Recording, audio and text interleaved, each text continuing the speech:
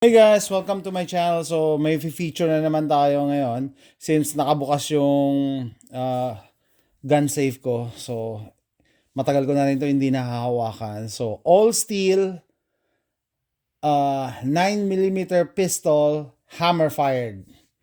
To the point na ginamit ko to sa USPSA competition a few years ago. Okay? And I don't think available pa to sa market. TriStar. Wala na rin ako nakikita ng TriStar na pistol sa market Maski sa used markets, mahirap maghanap. Okay, so without further ado, sinabi ko na TriStar, pero pag nakita nyo to, what does this remind you? No? At sino yung kamukha nito? No? Clone siya ng CZSP-01. CZSP-01.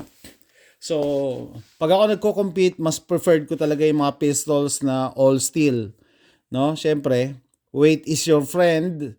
Mas less ang recoil pag bakal as compared sa polymer na pistols. So, mas gusto ko talaga all steel. Sa tawag dito, sa 9mm, diyan sumikat yung mga CZ na pistol sa competitions.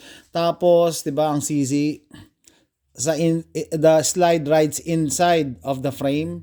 Tapos low bore axis. Kita nyo ba? Low bore axis, kapiraso lang yung slide. So yung barrel niya, but anyway, safety check. Ayan, kulay blue. Ano to? CZ magazine, from McGar. Nakalagay ba? CZ75.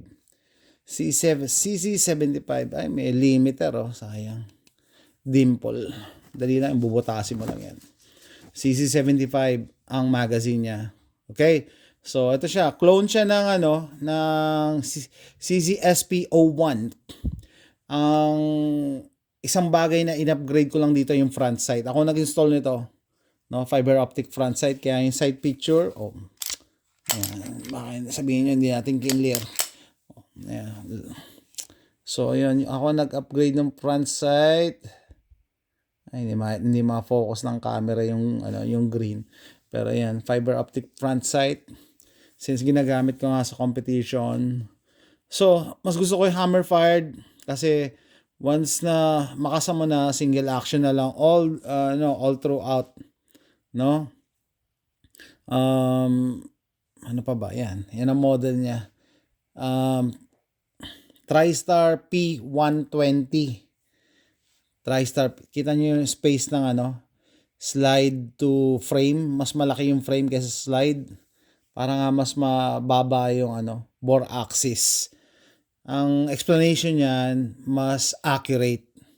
Mas accurate ka. Tapos kita nyo sa ibabaw, may grooves na ganyan to reduce glare para hindi ka masilaw. No? Pagka may, during the day, pagpuputok ka.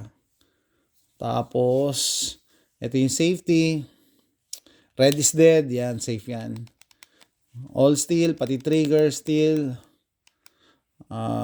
What else?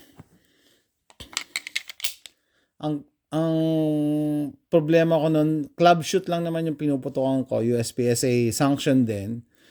Hindi nagda-drop free yung magazine. Kaya ginawa ko, naglagay ako ng pabigat. Siyempre, pagka mahigpit yung competition, di kayo papayagan. Pero katuwaan lang naman yun. Naglagay ako ng lead weights para drop free yung magazine ko. Pagka may laman yung magazine, i-drop mo, magda-drop free siya. Pero pag empty, yan, nakakatulong siya kasi mabigat pa rin Anyway, hindi naman nila ako sinita dyan. Naka-safe tayo.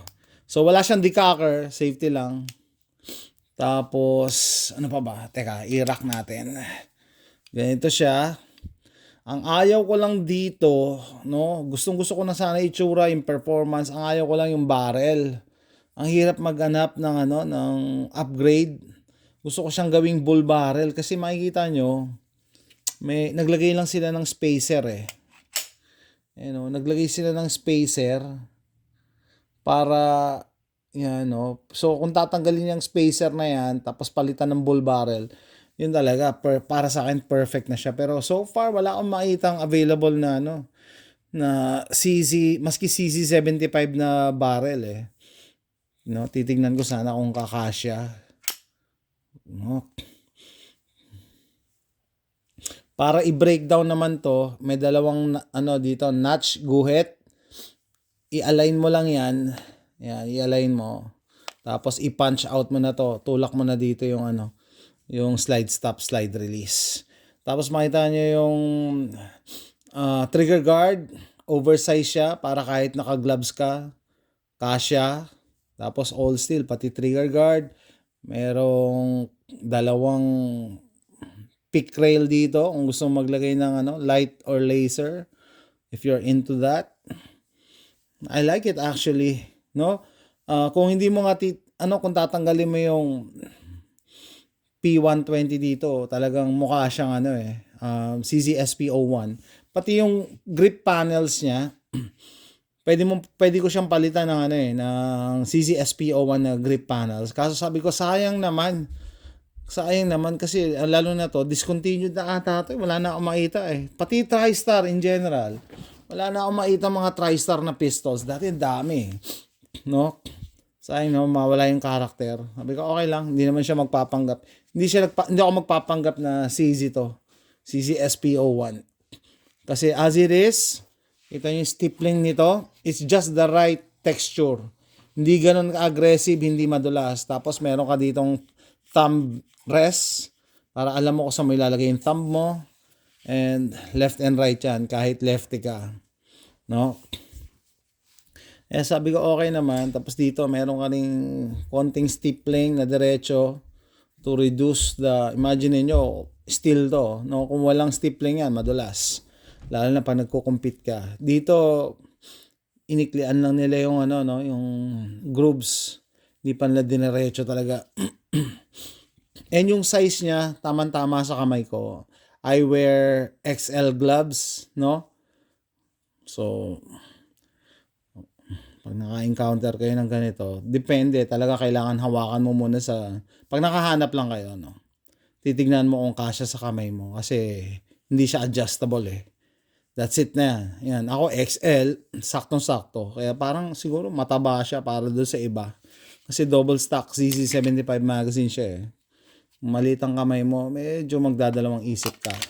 Pero pag competition, tapos meron siyang serration sa rear para pagkasa. Tingnan nyo, pati paghawak kapiranggot lang yung mahahawakan mo. Kasi nga, ganun yung mga CZ na style na pistols. No, low bore axis, maliit lang yung slide. Dahil nasa loob nagra-ride. Nasa loob yung rail. Hindi nasa labas. Maski dito sa harap. Pero very aerodynamic in design palito, pero yan. I like it. Actually, na-miss ko na nga 'to eh. Kung hindi ko pa binuksan yung gun safe eh. Hindi ko makikita uli. Ayan. Tingnan nyo, magkakasama TriStar, Canik. So isang kumpanya lang pala yan. TriStar at Canik, made in Turkey. No? Isang kumpanya lang. Sayang hindi na nila binibenta to. Siguro dahil nauso ngayon. Ang trend ngayon kasi mga polymer pistols eh. Polymer pistols ang trend ngayon, no? Mga Glock clones ang trend ngayon. Nawala yung yung mga hammer fired. O shout out diyan sa mga old school na preferred pa rin ng hammer fired. Ako pag competition mas gusto ko hammer fired as compared sa sa mga polymer pistols na striker fired. 'Di ba? Load and make ready. Alam mo agad kung nakakasaka. Ipapa-safe lang naman sa iyo eh. Oh. 'Yun ay starting position mo. Tapos within reach lang naman 'yan. Are you sure? Are you ready? Ready. Stand by. Beep. Ganun lang ready na. You're good to go. 'Di ba? Tapos pati pagkaka-block niya ganda. Ganda ng finish. Hindi tinipid, yun ang gusto kong sabihin, considering na mura lang naman to, tsaka made in Turkey. Meron akong gas-gas dito. Tsaka ilang rounds din pinutok ko dito, kasi ginagamit ko nga sa competition eh. Usually yung USPSA competition, open carry challenge, usually ang minimum 200 rounds, no? So, probably, Kada putok ko, pumuputok ako around 250 or 220 to 250 o ilang competition yon. Multiply by 10, 2,500 na yon, di ba? So madami na rin akong naiputok dito. I think mas matibay ito compared sa polymer pistols. I think, bakit? Yung experience ko sa Canik nung TP9SA, nahanap ko pa, gagawin ko rin ng video. Re-revisit natin. Yung Canik nung nasa 3,000 rounds ako, nung nag 3,000 rounds na ako, hindi siya fully nagsisit. So, nakaganyan na, oh. So, nung sinend ko sa Canik, sabi nila, yung ano ko lang daw, yung guide rod, spring guide rod, pinalitan lang nila, balik ulit, maganda ulit.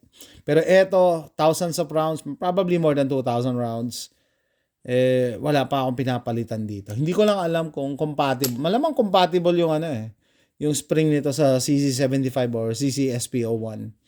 Kasi clone nga siya direct clone. Tapos, sayang yung sana mukhang gas pedal yung nila yung slide lock, slide release. Mukhang gas pedal. Sana finorward nila yung serration. Ayan. Ayan, maganda siya. And maganda siya gamitin for competition. No? Kasi it has the weight. Ewan ko kung mahanap ko pa yung link nung mga times na ginagamit ko to sa competition. Pag hindi ko na mahanap, i-upload ko na lang to as is. Pero pag nahanap ko, attach ko yung link ng open carry challenge na ginagamit ko to for competition. Ayan siya. Shout out dun sa mga old school na hammer fired pistol pa rin ang preferred. No? Ako pagka competition, gusto ko all steel, hammer fired. Pag concealed carry naman, striker fired na polymer. No? Yun ang aking preferred. So, ganyan lang talaga iba-ibang iba-ibang natin preference. No? Tapos ang lambot pa ng nito, single action. Gamitin natin yung Pinky. Si Pinky, kilala niyo si Pinky? Yan, si Pinky. Kaya ba ng Pinky ang double action? Ewan ko lang not bad actually. Hindi siya ganun kabigat katulad ng mga revolver style na double action trigger. No? Kaya ni Pinky. Yan guys. No? TriStar P120 clone ng CZSP01. This is my competition gun sa sa production division. One of my competition guns. Meron ako rotation din Gumamit din pala ako ng Canik, gumamit din ako ng Smith & Wesson MMP. Okay. Yan guys, so if you like this video, please click like and subscribe para makagawa pa ako mas maraming video. Dinededicate ko to sa mga kababayan ko na mga gun enthusiasts na gustong-gusto nakakita ng mga barel. Or nagpaplano, either gun owner na or nagpaplano magmay-ari din ng barel. So, sa tingin nyo? Viable pa rin ba ang mga all steel na 9mm or wala na, polymer pistols na? And ito, old school, hammer fired, double action, single action. Let me know in the comments. See you next time. Bye.